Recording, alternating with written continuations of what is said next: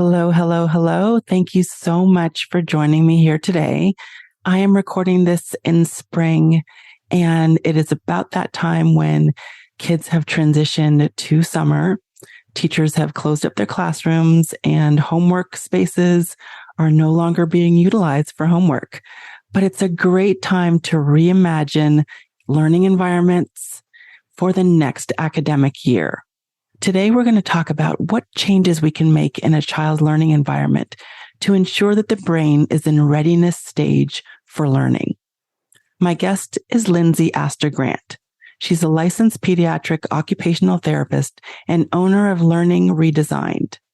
She is going to bring to this conversation her advanced training in sensory integration, executive function, motor skill development, and classroom design. You don't want to miss this conversation. Millions of kids struggle with learning, processing, and social emotional difficulties. These challenges interfere with their ability to reach their full potential. Dr. Karen Wilson is here to help. Her extensive background in pediatric neuropsychology and higher education have prepared her for this unique mission. Listen as she delivers content to inform, educate, and empower parents and educators. This will enable you to identify challenges that kids face and get them on the road to achieving their full potential. This is Diverse Thinking, Different Learning by Child Nexus. Hi, Lindsay. Welcome. Hi, Karen. Thank you so much for having me. I'm so glad that you persisted. People who are listening don't know we had a lot of tech issues before we joined this call, but you are still here and we are recording, and I'm so glad that we're having this opportunity to speak. I did not want to delay and schedule it another time because this is such an important conversation, particularly given the episode that's going to air before this one. The episode before, I had a conversation with a mom of a kid who thinks and learns differently, and she was saying really that the system is so focused on fixing the kid that we don't work on fixing the environment. And the environment plays a huge role. So as she was speaking to me and we're having that conversation, I kept thinking, I'm going to be talking to Lindsay after this conversation. This is going to fit so perfectly because oftentimes we don't pay attention to the environment, and the work you do speaks directly to that. So I'm so excited that we're going to be jumping into this conversation today. So again, thank you for being here. Absolutely. And you're right. It's such an important area in the education world and the community that is often overlooked. Absolutely. And, as an occupational therapist, you have provided, in-home, school-based occupational therapy services. So you've had the opportunity to step into homes, to step into schools. And what was it when you were in homes, in schools, that gave you pause, that made you think that the environment is really impacting and maybe even contributing to some of the dysregulation or behavioral issues that you're seeing and that educators might be seeing? Yeah, absolutely. It's sort of just as you said it. I realized I was going on an individual child by child basis, trying to give tools and strategies to either teachers or parents of how to modify almost just that itself, the environment factors. Is it too noisy? Do we want to give breaks? Do we want to have less visual stimuli? And it was a child by child basis. And as I started learning more about executive function and sensory regulation, and more about the behavioral outcomes of teachers specifically, but also parents saying to me, oh, I can't manage their behaviors in my classroom, that I started looking around and saying, maybe it's the classroom that isn't giving a child what they need to give you the behaviors that you seemingly want. And so that was kind of my impetus to start taking more time in my education and learning about environmental design and setup, and then thinking about my expertise as an OT in sensory regulation to help understand, well, how is the environment impacting through the visual system or the auditory system and the body system, if people are bumping into you or moving around you. And what I started realizing was that all of these behaviors, right, that either parents come to me and say, my school is saying my child is having behavioral challenges, or the teachers are saying, please help. They can't sit still. They can't attend. They're shouting out. They're all over the place. They're running. Whatever those kind of, as I use quotes, behaviors were, it really became more apparent to me that it wasn't a behavioral challenge. The behavior was challenging the teacher. So, or challenging the parent, right? The kids weren't maybe compliant, if you will. They weren't doing what they wanted them to do. It wasn't necessarily that they were challenging. And so I started working with schools specifically and doing a lot of consulting with teachers and administrators of what if we reimagined and redesigned a little bit your environment to support better regulation, which in turn means you'll have less disruptive behaviors, if you will. Right. Because so much of behavior is communication. And from my perspective, what I was noticing was that the communication was, I'm not comfortable in my body right now, and I don't have another way to tell you. And you keep telling me to sit still. And I know I'm supposed to sit still. And of course, I want to sit still. But something keeps triggering me to be dysregulated. So I switched my focus. I stopped working in the homes with one child at a time or in a classroom supporting one child. And I started really doing more parent education on how you can create routines, systems in your environments, and teachers on how you set up a space that helps the brain be in a readiness state for learning. And once that helps the children be more regulated, they're going to go along with a lot more that they may not have gone along with, because before you even opened your mouth, they're already triggered by their world, the environment, and you're not considering that piece. So I really try to impart to educators, especially, of let's take a look in your space. Let's think about what makes you feel good, right? Do you like being in a crazy Starbucks where you then have that background noise and you focus well? Or do you need to be in a quiet space in your house, working, and that's how you do well? And if somebody's talking, it kind of makes you crazy. And then after a while, it helped teachers start to see, oh yeah, we all learn and thrive and are productive in different environments. And maybe there are changes that can be made. So that's sort of how I came to it. And what I think about the most, it's going in and saying, okay, let's start with easy stuff. Let's look at your walls. Let's look at your furniture. Let's look at your carpet. Is it busy? Is everything so bright and colorful and what we might have considered in the past very child friendly? But it's not very brain friendly. It's not very calming and soothing and organizing. And so it's, how do you create spaces that help a child stay as even as possible internally, so that then they can show you all those amazing things that you're teaching them. And that, I would say, based on experience, most kids understand what they were learning, what they need to do. They don't know how to show it. Their bodies are almost blocking them from doing that. But we might be, as the neurotypical adults in their world, we might be kind of causing some of that for them. And so we can really help them feel confident and successful, not by telling them to change to us, but what if we changed a little bit to meet more diverse learners' needs? And that way it can be a more productive environment for everyone.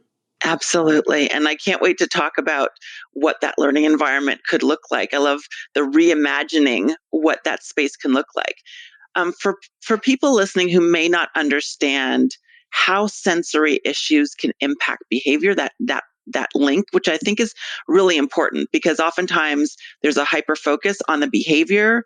But if we understand the sensory issues that are contributing to the behavior, then we can kind of provide support, change the environment, understand and respond appropriately, rather than just saying, this kid keeps getting up. This is the behavior I need to address. I'd love for you to talk about that link between the sensory system and behavior. Absolutely. So when we talk about sensory integration or sensory regulation, more specifically, it's sort of how one would take in all information from the environments. And there's different ways, right? It might be visually what we're seeing, the auditory system of what we're hearing, the body movement systems, some of the tactile touch systems. And of course, it's really easy to talk about those individually, but the whole idea is those are all being kind of taken in simultaneously. And every person has a threshold of how much stimulation can I take in before I reach my threshold and kind of almost, if you will, sort of pop, flip my lid, where before I say I'm done, it's over. And even in adults, in what we would consider neurotypical individuals, we all have that threshold. How we react is interesting. Some people might go into shut down, right? Where they might be say, all right, I'm done, I'm out. Especially as an adult, if you have the ability, you might physically leave if a space becomes dysregulating, where you get up and walk away.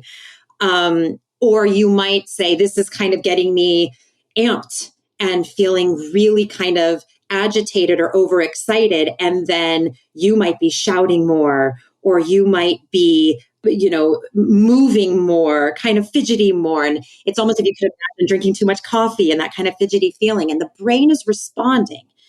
In a lot of children, what happens is when they reach that threshold, they're going to react also in those ways.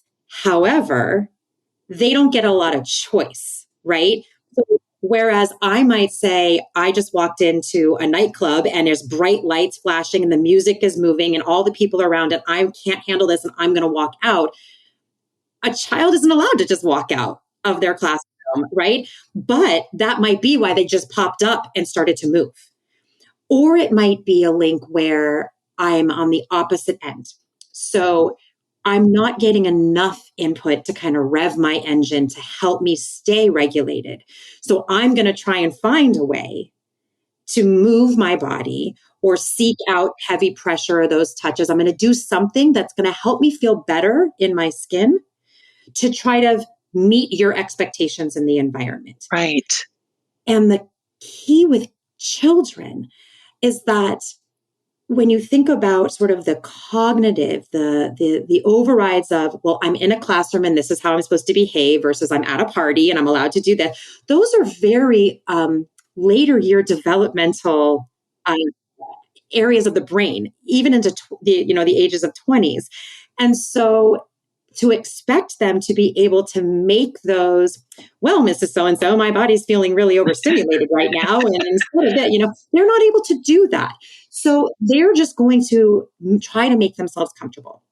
So if it's, I need more movement to rev my engine up, I'm going to start moving or fidgeting or grabbing for things. If it's, I've become so dysregulated and overstimulated by my environment or what's going on, whether it's the noise, the vision, all the, circle time, I feel like is such torture for so many kids because you're kind of talking, moving, hearing, and all these things. I'm going to have a reaction to try to keep my body as steady as I can because they do know on some level, okay, I want to please, right? Most kids, I would probably say the vast majority want to do what's being asked of them, right? They're not intentionally trying to misbehave, if you will. But when the body becomes dysregulated, when you hit that threshold, there's no control anymore. What happens is you lose control of your body. You lose that cognitive ability to say, just take a breath, just calm down, you're going to be fine. And fortunately, as the adults, those are exactly the things that we tend to do with kids. We give them more sensory input, right? We lay more on them by talking to them, that auditory or getting close to them and that visual and saying, calm down, get back in your seat, do that, and not thinking, oh, I'm kind of making that problem worse in a way. What that child needs is for me to create a space that will allow their body to come back down below their threshold. And then they'll move on with their day, if you will. But instead, we start to encroach even more. And it's a natural reaction. You want to put a hand on a shoulder. You want to talk in a voice that's soothing, maybe. But I think when we turn it on ourselves and say, when you're really stressed out and somebody says to you, just calm down, most of our reactions are, I am calm, Right. Calm down. That never works. It never works. But yet we expect that sometimes from our children. And it's a kind of a slippery slope. And then what happens is they snowball, right? So they might have had a certain amount of behaviors that triggered us as the adult. And then we kind of overlay more sensory stimuli on them so they lose more control and more control. Instead of thinking, I'm going to step back and I'm going to have spaces. And this is where a really big piece of what I do in at least classroom design and even in the home, in terms of having a safe space for detox and decompressing for kids and creating that in that environment where they know it's not a punitive, go to timeout, you're misbehaving, but it's more set up as the classroom of when your body is not feeling great, let's go to a place that's going to make it feel awesome. And then you can come back and join us, right? So that they realize it's a tool. And as you get older, then of course they can decide what works for them. I am going to go take that walk for 5 minutes around the block, or I am just going to go sit in some nature. All these choices that adults get to make for themselves, they're going to start developing that skill. But we have to create those environments for them to teach them, right? We don't want to create a world where we teach all these other skills, math, and they don't understand, we teach. They are not used to how to take turns. We teach them how to take turns. But when it's behavior, we don't teach them often that there's a way to help manage that. Usually we just try to make them conform to whatever it is that we want. And I'm sure most people realize it's not usually very successful. Absolutely. Absolutely. And I love what you said, because it's really about, when kids are having those big reactions because they're overstimulated, maybe because they don't understand. And then you're also in their space and now you've exacerbated the problem, that you're not being punitive, right? You're not saying you're going to go in timeout, you're going to the office. Instead, we're giving them a safe space. We're giving them what they need at this particular moment, which is a shift in, explaining how we're going to respond to you feeling the way that you do. And also, to kind of piggyback on what you're saying, it also really provides a lot of validation for the child of I hear you and I see you. Because one thing because of their age, under the age of 20 and mostly under maybe elementary school or younger, they can feel their bodies out of control, but they can't always identify it. They can't explain it. They don't know maybe why it's going on and why they're being bad. I'm the bad kid whose name is always called. And that's not what it is, right? This is not in their control. It is not premeditated behaviors. They're reactionary. And so if you can get down at a child's level too, to say, it looks like your body's having a hard time. I can see that. Let's go help make your body feel better. Or not even giving them language. I've done things where creating a safe space where maybe there's the mindfulness jars, those that you shake them up, glitter falls, where I might just have a child just say, I just want you to sit here until the glitter falls and then come find me. And just by them now sitting in quiet and giving them something to focus on, that re-regulates breathing. That can be so powerful, more than take a deep breath, calm down. Those are hard things to do even as an adult, much less a child. So validating for them that you see that their body is having a hard time. It's not them. They're not being bad. Their body's not feeling great. And just like when you're sick, we're going to do something to help your body. This is something else we're going to do. And it's in the classroom environment or in your home. It isn't go to the principal's office. No, I don't even want them to necessarily, if they don't have to, go out in the hall. I want these kids to realize we have a space in the classroom to try and help you. And it's here. You can still hear me if you need to. I'm still here if you need me. But we're going to help your body stay more regulated. And that will mitigate some of those behavioral challenges that start to escalate instead. Absolutely. And it seems like you're taking all of your knowledge about sensory integration, about executive functioning, even about motor development and how to, regulate our motor systems, and applying that to what you know about classroom design. And when you say that, I can think I've been in so many classrooms, my own kids' classrooms, and then also doing school observations about all of the things that are happening in the classroom. There's so much going on. There's a lot of kid-friendly materials in the classrooms. And I'm assuming you're not saying that all classrooms need to have white walls and white desks. And I'd love for you to kind of talk about what that might look like. So if we're at the end of the academic year for many schools, teachers might be listening and thinking about, how do I, build my classroom for the next academic year? What should I have in there to be so that it is a place that is supportive, that it minimizes sensory overload, and that it creates a space that kids can really feel ready to learn in? Exactly. And I think this is the best time of year as they are kind of forward thinking and finishing up.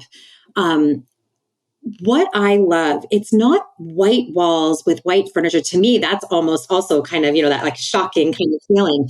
It's more neutral colors and what I call sort of nature colors, right? We all know there's that sense of calm and peacefulness, and so much research coming out about being in nature and what that does for the brain, where it's shades of wood, shades with green or softer though, greens or blues, those things, not kind of those typical primary colors. It used to be, it's kind of funny. I used to talk a lot about those lakeshore colors, right? The blue, yellow, red, really primary, and the Eric Carle borders with the caterpillar and like all this stuff. And it was all bright and friendly. But even Lakeshore, to their credit, have now figured out that's not where it's at. And they now have a whole line of furniture and these things that have gone away from all of that and into more of those soothing, calming greens and blues and browns that really can help create an environment where the color, in my opinion, that comes from the art you're putting up. So one thing I always like teachers to think about is, why are you putting stuff up on the walls, right? I want to think more mindfully, more intentionally of, you put up these beautiful butcher paper bulletin boards with these backgrounds because you're going to either put an anchor chart or put up student artwork or those things in them. Don't let your background muddle up what you want them to focus on. Because if you overstimulate, again, a lot of times you go into that kind of shutdown and you're not even paying attention anyway. So I like to say using kind of almost those, either like burlappy kind of colors or light beiges, those things on your background, and then let the art be your color. So we want friendly, we want a way to feel warm and inviting, but we don't want to overstimulate. I love using rugs in classrooms that are monochromatic, if possible. Instead of, again, there's that tradition of, I'm going to get us a rug that has the alphabet on it and words on it and this and that. Well, now whatever they're trying to do, they're so busy around them, they either could become distracted, or now you're trying to have them work on top of that space. So can they see their work from the background? And again, once the brain starts getting triggered, every little thing, you're reaching threshold, right? Our whole goal is to try to help children stay under that threshold point of no return, if you will. And so keeping things that are more monochromatic, having furniture not around the edges with a big rug and the tables in the middle. That's kind of an old school way of thinking. And then they say, a lot of times I'll hear these kids are running all around. And I think, well, yeah, you created this wonderful big running space in the middle of your room. Using furniture to block, create walkways, natural pathways, that can really soothe the child too. When, to me, the hardest point for so many kids are transitions, right? When everybody gets up and has to move from the carpet to the tables, that's a lot of chaos. And that's a lot of times where I hear the unraveling taking place from teachers. They were totally fine sitting, working. And then all we were doing was lining up to go outside and it all fell apart. And so I start thinking about, okay, well, what happened? Do you have a natural pathway? Is it that these tables go to one side and these go to another, so they're not all convening in the middle?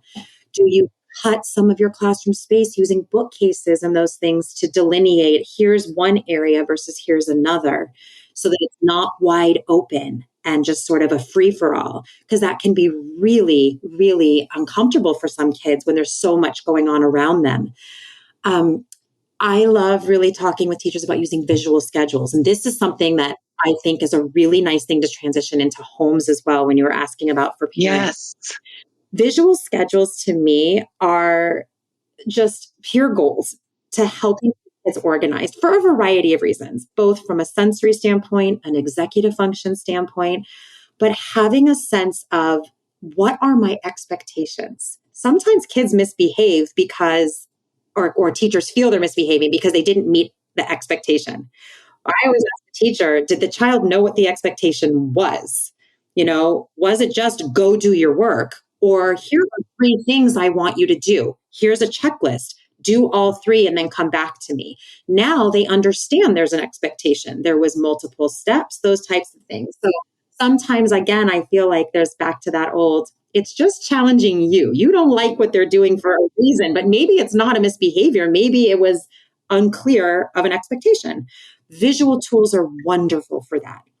So it could be whether it's the schedule of your day, top to bottom from, morning meeting to math to this, those types of things. And then being able to delineate where you are in time. That can really help kids who struggle with time management. It can help kids that struggle with, when is that coming? I'm either dreading it or I'm so excited for it. And that can also start. So you have a system there in the environment that shows them. And when you notice maybe them starting to creep up towards their threshold, you could say, let's go check the schedule.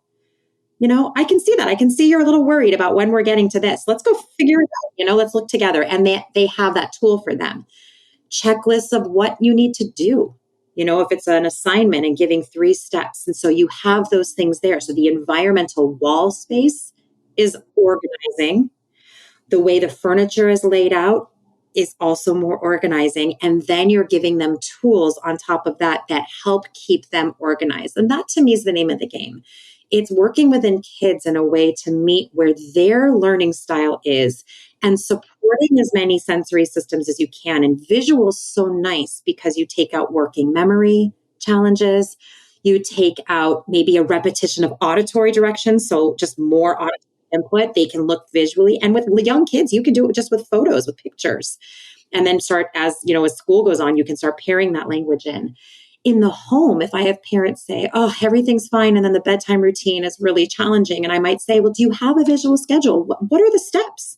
Let's think about them. Is it brush teeth, take a shower, read a story, go to bed? Let's make that visual chart for them. Let them go through. They can tear it off, do it on Velcro, and they can rip it off or cross it off, whatever it might be. It helps give control to a group of our society that has almost no control over anything, right? They don't get to make a lot of choices. So you're giving them some structure, but giving them control over it. That will pair when you can say your body looks like it's out of control. They're starting to learn about that, how they can help get some control. What can they do? And then the final thing, what I talked about earlier, was having that kind of Zen zone or. Mm-hmm. I was going to ask about what that could look like if you're reimagining that space. Yeah. And I have done this in classrooms in pre-K, 2s, 3s, 4-year-olds. I have done this in 6th grade where there's just a space. When you can manipulate your furniture and pull it off the walls and start putting things more perpendicular too, it's a little trick. You create little nooks in your room. And you can say, oh, we're going to have a little library area. Well, don't put that library shelf against the wall. You already have a wall there. Let's pull it off the wall. The back of that shelf created a second wall, right? Almost like making rooms in your classroom. I like to think of a classroom as your little home. Let's make rooms and different expectations in different areas. And so you can make just these little spaces, or if you have more room, you can make bigger ones. But what you put in there is almost nothing, right? No artwork on the walls. We're going to have blank space, maybe a plant or a little lamp, something that can just soothe from whatever might be going on in the overhead space. And then having a little basket of tools. So it could be like that mindfulness jar I spoke of. It could be a little couple fidgets, something maybe resistive or soft or weighted. Things that, and the kids have those options. And what I love is you teach the tools, right? We tell the kids, try these all out. Let everybody try and explore them. And then kids will start to realize, oh, that felt good. That was scratchy. I didn't like it. Those types of things. And they have this here. So you might say, let's help your body go better. Do you want to spend a couple minutes in the Zen zone and then rejoin us when your body's feeling better? And what I have found is initial sort of trepidation of, well, they'll just spend their whole day there, to when things get put into place, teachers starting to realize, oh, it's working. They don't want to spend their whole day there, right? For the most part, especially if your environment is set up still as a regulating space, right? If everything's crazy, I might want to spend my whole day there too, you know? But if you're doing it all in conjunction, then it's here's where you go when you need just a chill second. Sometimes you can do things where in younger classes where you might have maybe like the zones of regulation, Leah Kuyper's information, where you might have a zone chart where they can see that or flip the book to show a teacher, oh, I'm on yellow now, or whatever it might be. Sometimes they use sand timers I've seen in younger classrooms. In older classrooms, what I love in that space sometimes is it's just maybe a putty or a squeeze thing or just something that could be just a soothing photograph or some just very minimal. Go take a break, come back. And that's sort of that idea too, when we talk about environmental design, is trying to have some flexibility, right? Especially now coming out of COVID, because COVID kind of threw us back to like 100 years ago, where it was all desks facing forward, and they're 6 feet apart. And so it was very rigid. And so I think that realizing that it's okay to now go back. If you were a teacher that said, I used to do that. I've heard this a lot these past couple of years, but then with COVID, we got rid of all the rugs or we did this and then we just haven't gone back. Go back to that original pre-COVID kind of time and now come back at it even more intentionally. I think that a lot of children are a lot more quickly to dysregulate than pre-COVID. And maybe we focus on kids who have diagnoses. It's not my style. I find I like to look just at what are the needs. I don't really care what a diagnosis says. That this child may not be diagnosed with ADHD, but clearly they're dysregulated right now. They're not having an easy time sitting still. I don't really need you to go get a neuropsych to tell me they have a diagnosis.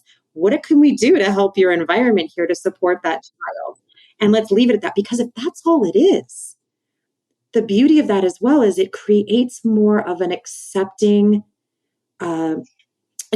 culture that we all learn differently. We all have different needs, and we're going to kind of create spaces within reason to meet as many needs as we can, right? And that going back to that thought of as an adult, where I'm comfortable working might not be where someone else is comfortable working. And we get to make those choices. Let's try and let kids know we get it. You don't get to choose. You're in room 27. But what could we do to room 27 to make that a space where you feel that there are areas for you to be your best self? Right. And are most comfortable in your skin. Particularly because if I'm spending all my time, if my brain is working on making my body feel good, I am not capable of taking in the information. So I also try to explain that to both parents and teachers that if you're trying to teach and you want them to learn, you better help let their brains be in a space where they can do that. Because if they're fidgeting all around in their chair and their seat and this, because you've decided they have to sit crisscross applesauce or sit up in a chair and do all their work sitting at a table, now as they're fidgeting, they're not taking it in a lot of times. Whereas you could have just said, oh, you sit on a wobble stool. That's something else in environmental redesign, is really having flexible seating options. Does it matter if they're sitting at their desk doing independent work, or can you create some little nooks and wall spaces where they could maybe sit on the floor or lay on their bellies? And like I said, I've done this in 6th grade classrooms. It doesn't have to be what we think of as early education, because as that sort of same feeling of you want them to be doing their work. You want them to use your repertoire. Great. Don't get stuck so much on an environment in a classroom has to look like this. It has to be this way. They have to sit still. They have to sit up. And like I said, particularly coming out of COVID, there's a lot of decreased core strengthening that has sort of come out of kids sitting on iPads or laying on their beds for 1.5 years, 2 years. And so there's a lot of natural experiences that many children didn't get, whether they were 2 or 8, that now wherever they're at 3 years later, those impacts are real. Let's meet their needs where they're at and then let them flourish. in that way, because they're going to get to a point where they're going to get to make those decisions for themselves. If we kind of create environments that show them how they can be successful, they might mimic that as they get older and know where to put themselves to study best when they're in college or in high school. If they're doing a project, oh, the teacher put up a big calendar when I was back in 5th grade, and they had all the little mini steps, right? This is due in 3 weeks. But there were many due dates that were up on that big calendar. I'm going to get a calendar and I'm going to have a visual one, not my iPhone where I can only see one day at a time, but maybe I'll get a desk calendar and I'll do that. Those are all these strategies where I love building that partnership between school and home and that consistency of, hey, we use this visual schedule at school, visual calendars. You're going to do this at home. And then they build that muscle, that skill so much more quickly and efficiently. And then they carry that with them as they get older, and they might color code their iPhone calendar the way we do, but you have to teach them that, right? Right. And that start by what you're doing in your environment. I love, that's something I didn't say earlier. I love having a nice big calendar on the wall that you can cross off days to help with, time sequencing. You can highlight important events, and that when kids then drift, maybe their eyes drift, they're looking at something that is you want them to look at versus all the other stuff that could be crowding around it. So Absolutely. And I just feel like, what you're really describing is providing an environment where a child's brain is ready to learn, where they could be engaged, where you're minimizing distractions, when you're considering that kids have different thresholds in terms of their sensory systems when they reach that sensory overload. And then also having a place where they can go to calm themselves down, to re-regulate their systems, and to feel like they're not being punished because they're not behaving in a way that we want them to behave. exactly. And also what I'm hearing too is that, initially, and I see this a lot with kids, initially parents or educators are saying, I'm recognizing, like you were saying, that, this is bothering you, or that you're really struggling right now, or you seem to be having some trouble.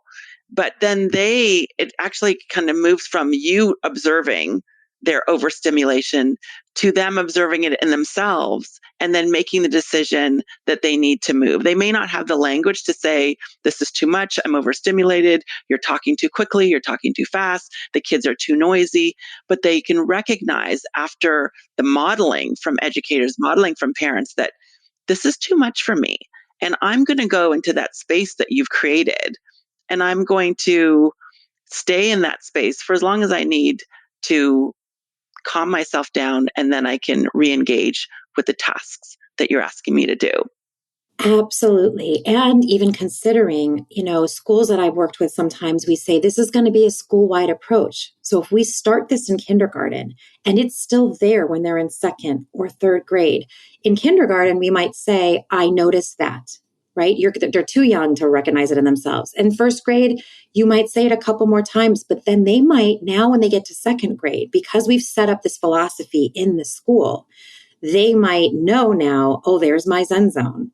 And I can maybe take myself there or ask, sometimes teachers still want them to ask. I don't love it, but it's something, it's a step in the right direction, but where they might say then, hey, can I work there for a minute? Mm-hmm. And just, or they might just take, or the teacher's open to say, but I love creating systems in schools where it's almost like an adopted philosophy to say because it's very easy to say we support the needs of all learners, right? Of all different, we're very inclusive, but what are you doing to show that and building a skill over time?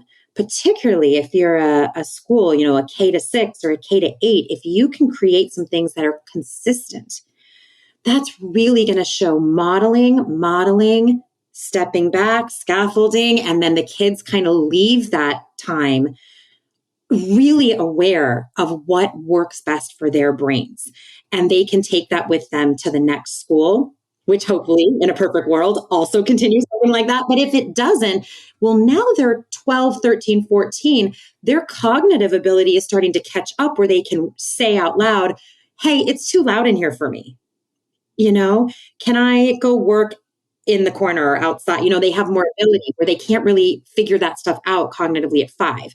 So I love this idea of educating teachers and parents with the goal of, yes, supporting the students, the children, but also empowering them and teaching them how to advocate for themselves, because their learning styles or needs aren't going to change probably much, right?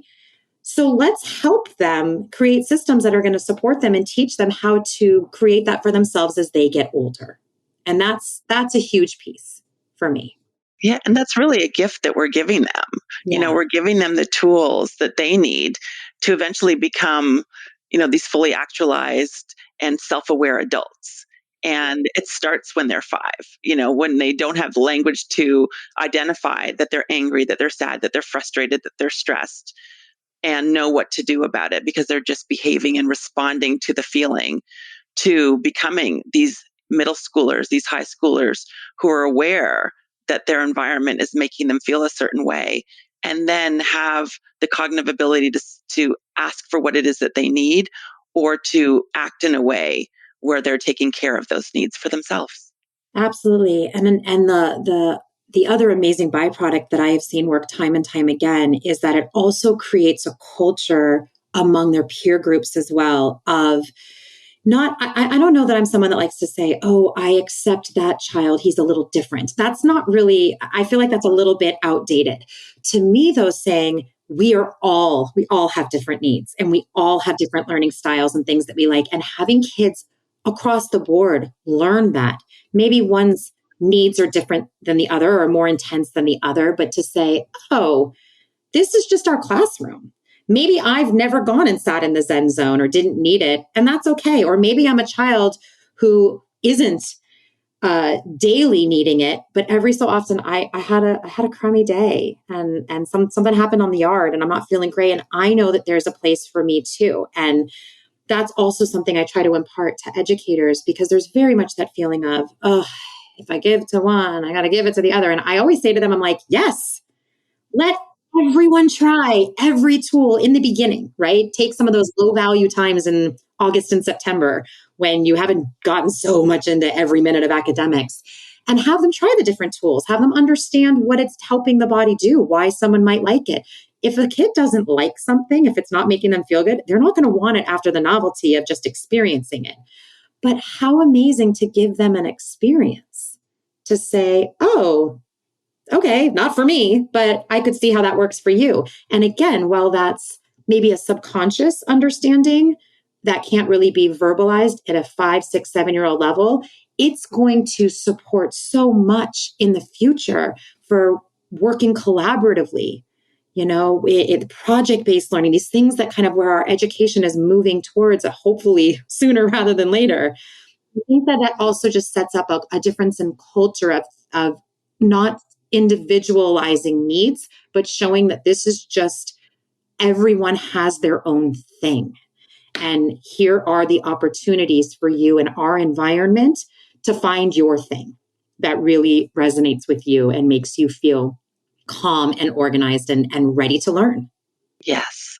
Lindsay, I've absolutely loved this conversation. And I think, our listeners, educators, parents who are listening to this conversation are going to start to think about things that they can do differently in their classrooms, in their homes, to further support their children. And I just hope that, there's going to be a shift in moving from fixing the child to fixing the environment and creating an environment that supports all children. Absolutely. And so just thank you for the work that you're doing. How can our listeners connect with you if they want to learn more about you and your work? Yeah. So I can be reached either via email or I have a website, learningredesigned.net. That's my company, Learning Redesigned, just right on that concept. And yeah, I come to schools, I do workshops, and actually go in to take that information and work with teachers in their real spaces. So it's not so theoretical. And parent seminars. So parents or schools, PTAs, they can reach out. I also can be reached it's Lindsay Astor at gmail.com. but that's all you can do that all through the website, however is best for you. But would love to speak with anyone who has any questions about this. This is definitely, to me, just such an important way to support all kids right now. Absolutely. Thank you so much, Lindsay. We will put all of your information in the show notes. And again, thank you for the work you're doing. Thanks for being here. Thank you so much for having me, Karen. Thanks for listening to Diverse Thinking, Different Learning by Child Nexus. For more resources, visit us online at childnexus.com.